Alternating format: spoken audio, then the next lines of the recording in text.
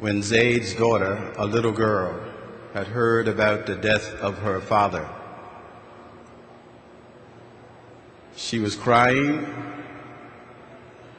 uncontrollably, and nobody could comfort her. And Rasulullah began to cry,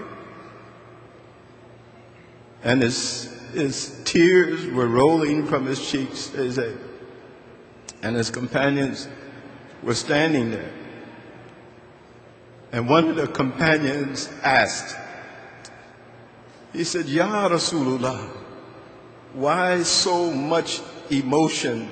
Why do you feel so much emotion over the death?" He said in simple words, "This is love. This is love. This is the training that the Sahabas received. This is the training that we need to incorporate into our lives, to read those stories of the Sahabas." I hear young Muslims talk. They say, "This society is hard for us." What could have been harder than living in the early days of Islam? What could have been hard?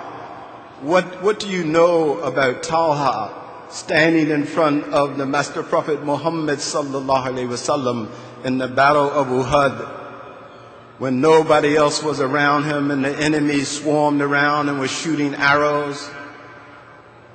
They looked at Talha afterwards, and his hand was mutilated and his body was covered with over 70 wounds.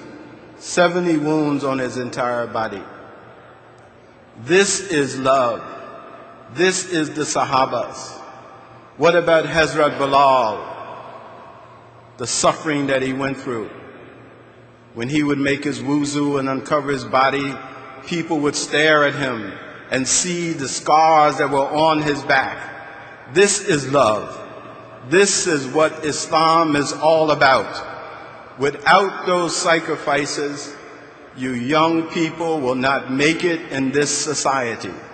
It is not the society that is hard for you. It is your acceptance and the practice of Islam. This is what you need in your life. I'm telling you, this is the only way that you can win Allah's pleasure. This is what the Quran says: be mindful of your duties to Allah. Let nothing stand in your way of becoming a spiritual human being.